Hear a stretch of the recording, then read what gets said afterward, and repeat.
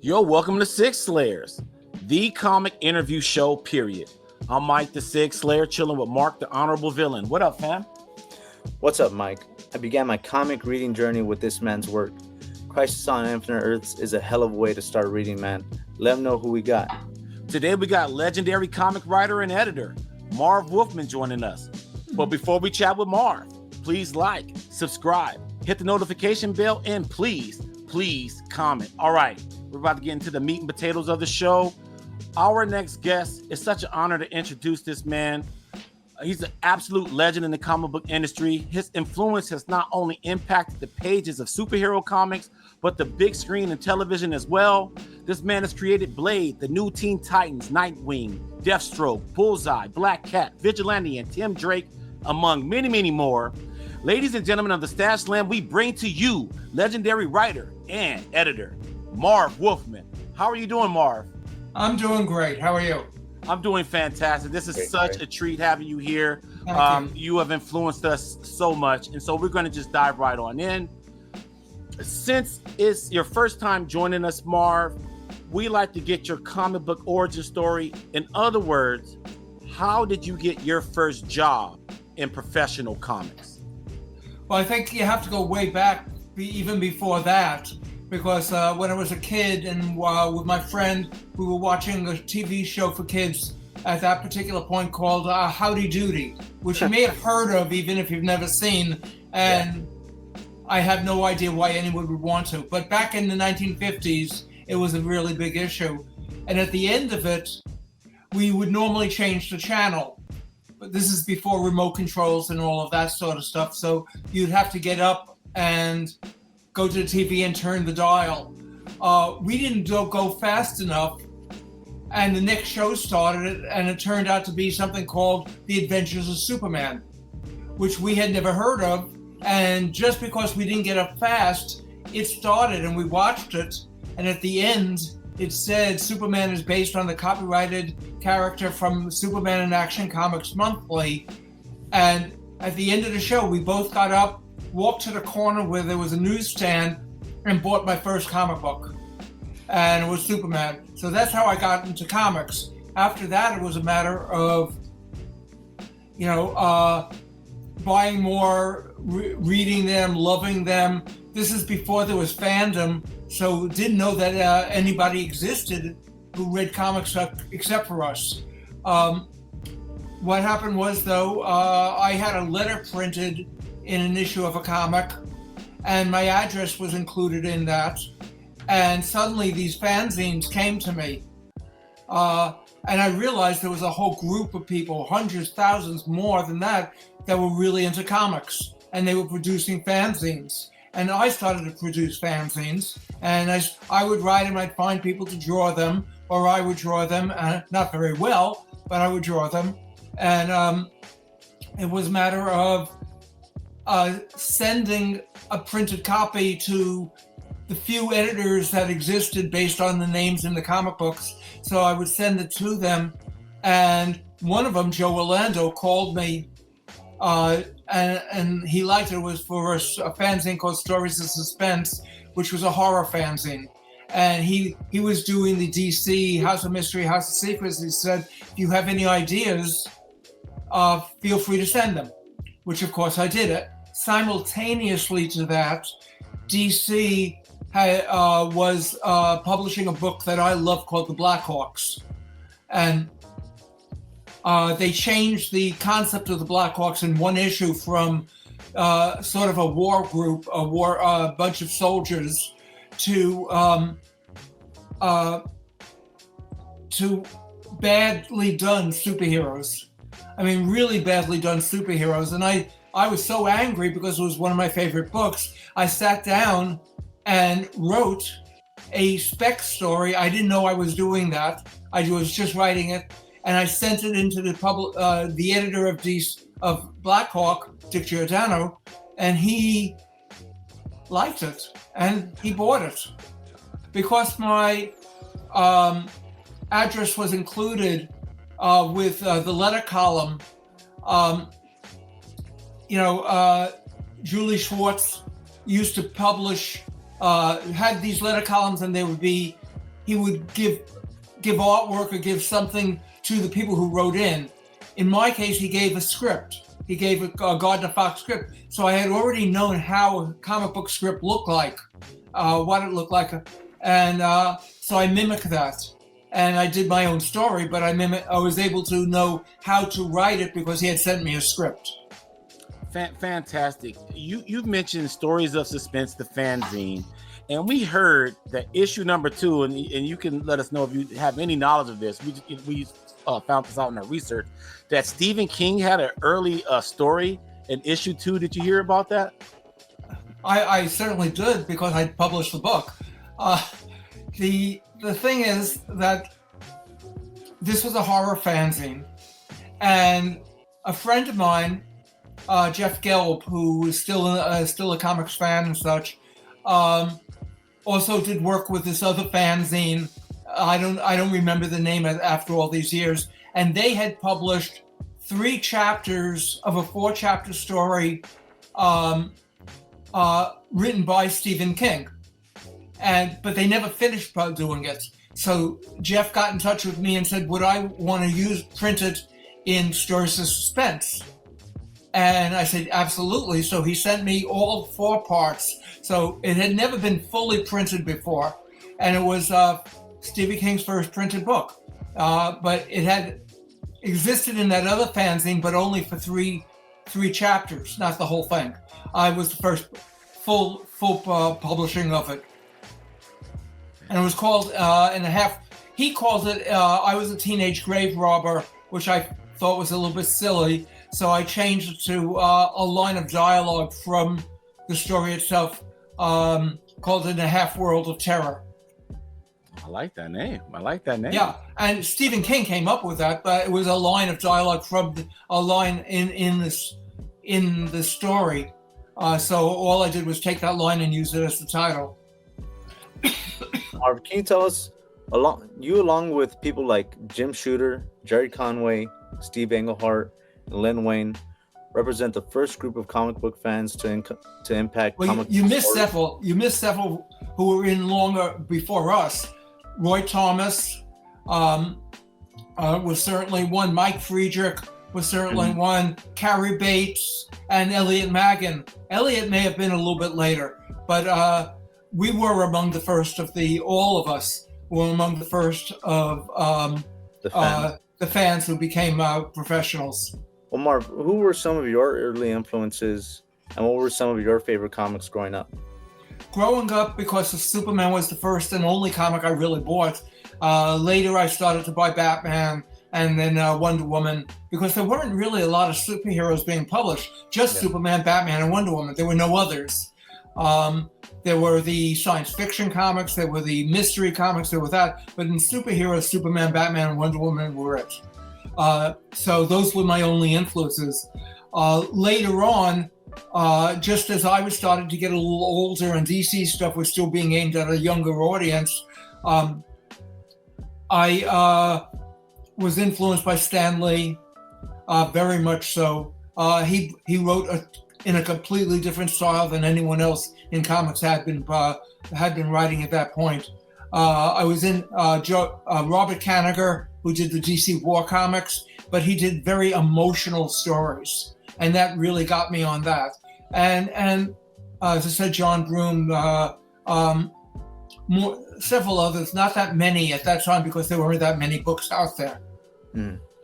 You created a lot of popular characters for the big 2, DC and Marvel, Raven, Starfire, Blade, to name a few.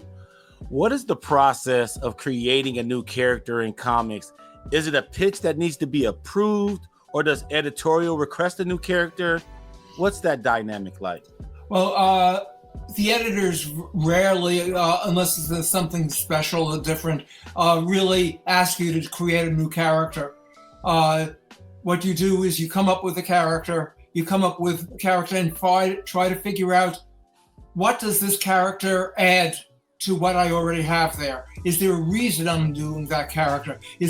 How is that character going to affect all the other characters that have been in the book? So you were always trying to think, what can they do that nobody else in the book does? What makes them special? What makes them better for the comic to be in it than not to be in it.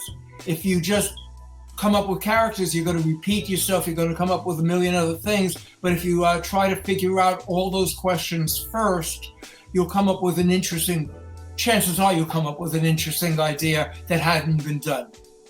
Marv, Mike talked a little bit about all your characters that have been adapted. How do you feel about comic book adaptations? For instance, like Teen Titans Go, Titans, 3 different shows, 1 team. Then there's Blade, the first modern Marvel movie. Are comic creators getting fairly acknowledged for making the source material? Well, these days they are. Years ago they wouldn't have been.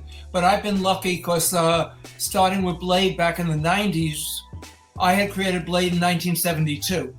But my name was on the film. That wouldn't have happened 20 years earlier. Yeah. Same with Teen Titans, my name is on it. And in Crisis on Infinite Earths, the live action version of that was on the CW, I'm actually in the show. Yeah. I'm in the, I was made a live appearance. So we are getting recognized today where we never did before, and that's great. As for liking them, I've been very lucky. I haven't disliked any of the ones that they've come out with yet. I mean, I'm sure someday they'll disappoint me, but so far, no. Omar, out of those, which is your favorite interpretation, or which character? Never talk about that. That's like saying, well, who's your favorite kid? Yeah. I don't. I think you're. I've been lucky that I've liked all of them. Yeah. That doesn't always happen. A lot of creators have had a problem, but I think because the people who are adapting my stuff were fans of it in many ways, that they're trying to keep it as close to what I did, but within the other medium. Because you can't do the same type of story in TV that you could do in a comic book. Yeah. Shifting gears to Crisis on Infinite Earths, aka Crisis, the OG Crisis. Whose idea was it to make Crisis so massive, and what kind of research went into plotting Crisis? It was my idea. I actually wrote the whole story of how I did it on the letter pages of the first issue of Crisis. Somebody had, a fan had asked me a question for the letter column of Green Lantern, which I was writing the Green Lantern book, so I answered all the mail. What DC's continuity was confusing. What can I do? What will DC do to fix it? And I wrote back, this is something we should think about. And it was, I wrote that just before I was meeting a whole bunch of the other DC guys to go to a convention in Philadelphia, in Pennsylvania. And I was waiting because I got there early, to the train station early, and I was sitting there thinking about that letter and came up with the whole idea for the Crisis story instantly. So because I had like an hour before anyone else showed up. So I had the time to think about it and how big it was going to be. And that was a Friday because we were heading to a convention for a Saturday and Sunday convention. And on Monday went into the editor-in-chief, Dick Giordano, pitched the idea to him. He loved it, brought me immediately into the publisher, Jeanette Kahn, and I pitched the idea to her, and she loved it too. And what about the research, man? Because what I loved about Crisis, and keep in mind, I read Crisis in 2005, so that's what, 20 years later? And it was they re-released the new graphic novel at that time, and I was able to get it all in collective form that one time. And what I loved about it, it had so much history, like the beginning of time, the Hand, the Guardian story and all of that. So how long did it take for you to get all of these plot threads as far as the history of DC? The interesting thing here is I wasn't, even though I had been reading DC since the early 50s, mid 50s, right? I didn't know if I would remember everything. So we hired a researcher, a well-known researcher, to read all the DC books and to make notes and everything like that. What I discovered was I already knew everything I needed to know. I didn't need to know minor stuff that wasn't going to affect the story. Because before I started on as a writer, I was a gopher at DC. And I would spend my lunch hours in the DC library reading all the DC comics, starting with Action Comics 1. So I actually knew the stuff that I didn't know that I realized that I know. The story did not require intricate information. We used all the information, however, that he had found for the DC's Who's Who, where they needed that specific information, how powerful, how origins, all of that stuff. I didn't need that for the comic, but we did need it for Who's Who. Now I want to talk about the Monitor. I think that the Monitor is one of the more underappreciated creations by Marv Wolfman. You can't really mention the DC multiverse these days without mentioning the Monitors. You created the Monitors years before the Crisis. Why did you feel that the Monitor was an appropriate fit for the Crisis project? I created the Monitor under a different name called the Librarian to be a villain originally. And he had the satellite, and he had somebody he was working with. And it was a matter of, when I started on Crisis, I realized I needed to create something that would let me tell a story and confuse the readers completely. So we're used to having in comics, you bring in some celestial type character, the Watcher, this character, that character, to help the heroes. And people are expecting that. That's something that comes with the medium, that somebody's going to help them come. So I did exactly that, except for the fact that in the 4th issue we kill him. So that the reader's thinking, well, he's just going to help them solve all their problems for them. No. So it was to lead them in one direction and totally grab the rug out from under them and go, now what's going to happen? This is the guy who was supposed to save them. They don't know what's going on. And so it went like that. I love that impending dread and Crisis. You can't mention Crisis on Infinite Earths without mentioning your good friend, the great George Perez. Can you tell us how George got involved and what was it like seeing Crisis pages for the first time? The original art. George and I obviously had been working together for years on Titans. So, and we were still working on Titans at that particular point together. And George's art is, of course, phenomenal. And the stuff he did on Titans brought so much of that stuff to life that it's impossible to not think of his artwork when it comes to the material. He was also a great partner and working with all the ideas. But George wanted to, when he announced that he was going to be leaving the Titans, which I was for, because he wanted to write his own book. He wanted to do something special on his own. And I encouraged him to do that because I knew that he'd be a good writer. And he, on Wonder Woman, he proved he could be. So, but George would come into the office, and I had an office at DC, and we talked Titans and all of that sort of stuff. And I would be telling him he would ask me about the Crisis, and how was I coming on that history of DC, which is what we called it back then. How is that coming? And I would tell him what's going on. I'm still working on the scripts. We're not going to start drawing it until I've got most of the scripts done. And so every time he'd come in, he'd ask. And then finally, he came in and asked, and I told him what I had just come up with. And he said, okay, you win. I want to do this. Which is what I was hoping all along. But he was going to go off on his own because I didn't think anyone in the entire industry could have done that book the way I saw it in my head and he was able to put on paper. Yeah. So it was just brilliant. I was thrilled that he asked to be on it, and he was really important to the project in every way possible. As a comic book fan, you just mentioned you mentioned you saw a vision in your head and George was the only man that could do it. What do you think is George's superpower? What was his superpower as an artist, as a fan? He loved it. He loved groups. He loved having all these characters.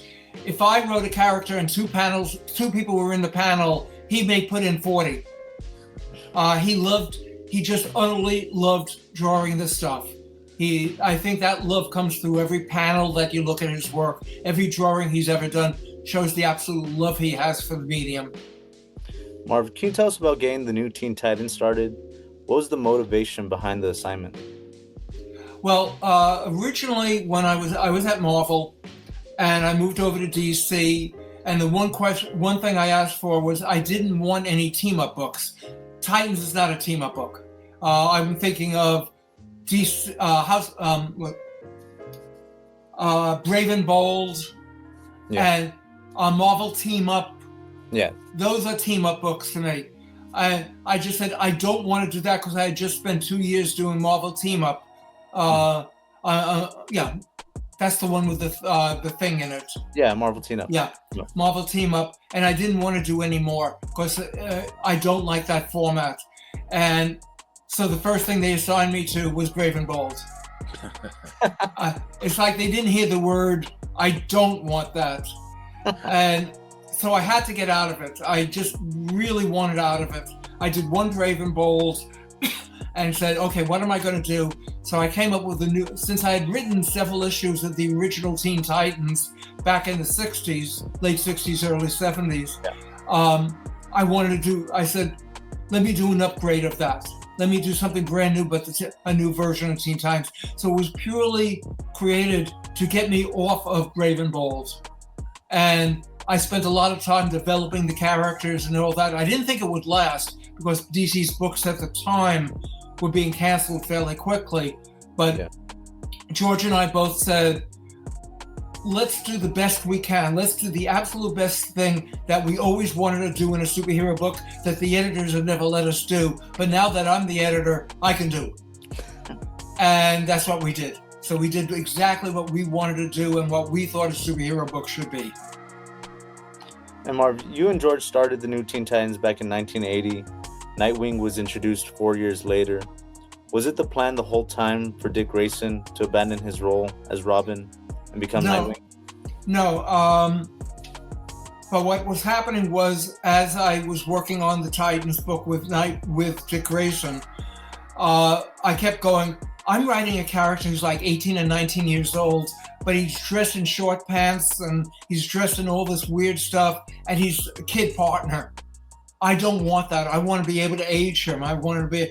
At that exact time, Denny O'Neil was the editor of Batman. They had written Robin out of Batman at that particular point, wanted Robin back in the Batman book. And I said, I want him in Teen Titans. Teen Titans fortunately outsold Batman. So I said, look, here's an idea. Let me keep Dick Grayson. Why don't you create a new Robin? This will be something special. Nobody has ever done that before.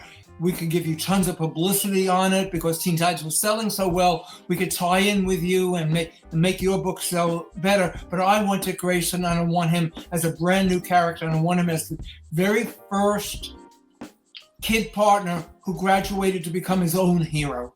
And that was important to me. I thought that he could become a great hero without Batman. And I think it's worked out that way. Absolutely. Fantastic. I love that story. Marv, you spent a significant amount of your career as an editor as well, as you just mentioned. For the people that don't know, can you explain the role of a comic book editor? It's really hard to explain it because every editor is a little bit different.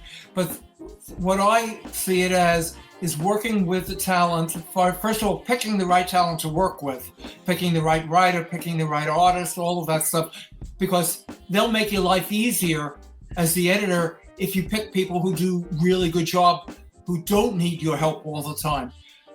But then you come in and you say, as a disinterested party, as opposed to if you're the writer of it at the same time, you come in and you try to work with the writer to make his story or her story the best it could be.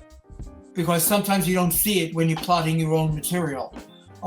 So the idea is to find the right talent and then to find where the story works, find where the story doesn't work, and play with it until it works the best it can. Absolutely. Okay, Marv, in one way or another, your work has impacted the comic book industry for over 50 years. is there anything about how you were taught to make comics that you don't see much of today? Again, everybody made comics differently. If you look at DC, back in 1960, it was still doing stuff for younger kids. If you look at Marvel, they were doing books for teenagers and up, and high school students and up. So it's really hard. It's what you take from everybody. I was an assistant editor at DC, and I went over to Marvel as an assistant editor. So I work with really top talent. I work with Joe Kubert, I work with Stan Lee, I work with Roy Thomas. I was assistant to all of them, and they all taught me different things. So I don't know what's missing today. I don't read the current books, so I can't really say what they're doing today as opposed to what I did. But I do feel that some of the stuff today is the best it's ever been. Some of the writers are some of the absolute best writers who have ever been in comics. Marv, this was a beautiful interview. We're on our very last question. Is there something that we haven't talked about that you want the fans to know about? Any stories you got? Any upcoming appearances? Any new projects?